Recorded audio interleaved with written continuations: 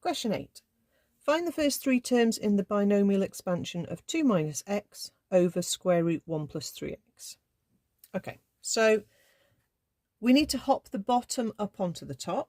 So we're going to get 2 minus x multiplied by, and then is it power a half on the bottom? As it hops up to the top, it'll be power minus a half on the top. So we can rewrite it to start with like this.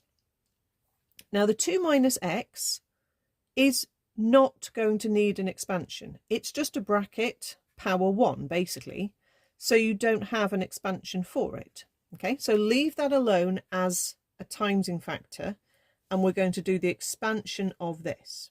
Okay, so remember our rule is, I'll write it at the top, in the formula book, 1 plus x to the n is 1 add nx add n times n minus 1 over 2 factorial times x squared plus ... for as many terms as you need. So we're going to say, hanging on to the first bracket, not doing anything with that yet, let's do the expansion on this bracket.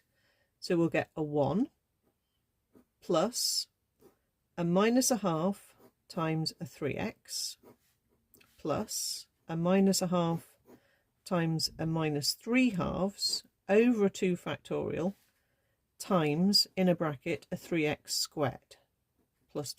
I don't need to go any further, but I need to tidy all this up. Okay, so obviously that's going to be minus 3 halves x when I times those together. With these, I can see a minus and a minus makes a plus. Okay, I can also see that I'm going to have a factor of 8 on the denominator because I've got a 2 and a 2 and a 2, and I'm going to have a 27 on the top because I've got a 3 and a 3 and a 3. So my term there is going to be plus 27/8, lots of x squared. Now we're going to multiply it out with the 2 and with the minus x.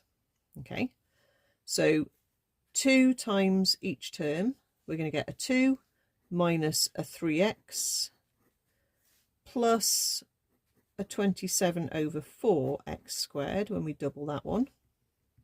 And then we times out with the minus x, and we get a minus x.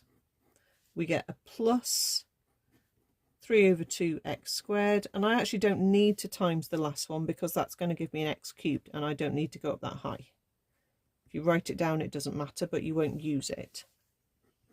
And then we just need to join the terms together. So we've got one number term at the start. We've got a minus 3x, take away another x, so that's minus 4x. And then we've got 27 quarters plus 3 halves, which leads us to an answer of 33 quarters x squared. State the range of values for which it's valid. The only one we did the expansion on was the 1 plus 3x, so we need to say it's valid if 3x is in between minus 1 and 1, i.e. that x is in between minus 1/3 and plus 1/3. Okay, so then we've got another bit. By writing x equals 1 over 22 in your expansion, find an approximate value for square root 22. Okay, so I'm going to write the left-hand side here as the thing we originally started as. 2 minus x over square root 1 plus 3x. When we substitute it in, you remember you have to substitute it into both sides. Don't just put it into the right-hand side, you won't get the marks. And also you won't see where root 22 comes from. So 2 take away 1 over 22 over big square root of 1 plus 3 lots of 122, which is 3 over 22. Okay, we'll tidy that up in a second. Let's sub it in on the right hand side. That's the nice easy bit. We've got only 3 terms, so hopefully that calculator isn't going to give us a decimal.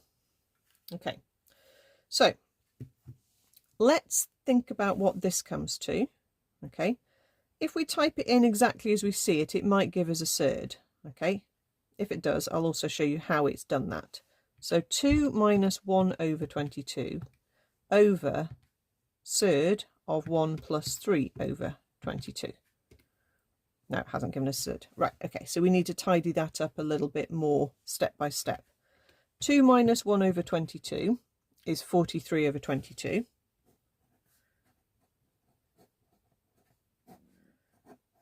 And 1 plus 3 over 22 is 25 over 22. Okay, so the square root 25 is going to turn into a normal 5.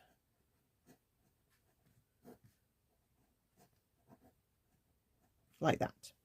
Okay.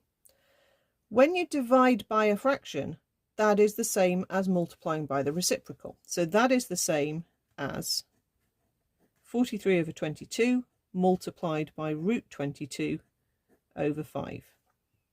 Okay, so all in all, that neatens up to 43 root 22 over 22 times 5, which is 110. Okay, so you can't just assume that the left-hand side is just the root 22. It's definitely not. Okay, that's my left-hand side. Let's work out the right-hand side. 2 minus 4 over 22, add 33 quarters multiplied by 1 over 22 squared. Right, okay, good, that's a fraction. 323 over 176. Okay, if that doesn't come out as a fraction, you have to go back to sort of working each fraction out separately in common denominatoring, but hopefully it won't come to that. All I need to do now is move the 110 up to the top and move the 43 down to the bottom and work that out. Okay, 323 over 176 multiplied by 110 over 43. And that gives me square root 22 is approximately 1615 over 344. Okay, about 4.69. If I square it, hopefully comes out about 22, which it does. Okay, not the easiest, okay, but just take it step by step. And if the left-hand side doesn't immediately give you the third that you need as you type it in, you have to work it out step by step to see where that third comes from. And possibly you might need to rationalize. We didn't here because we were dividing by a fraction, so I turned it into multiplying by the reciprocal, and that automatically ended up with the square root on the top in the end.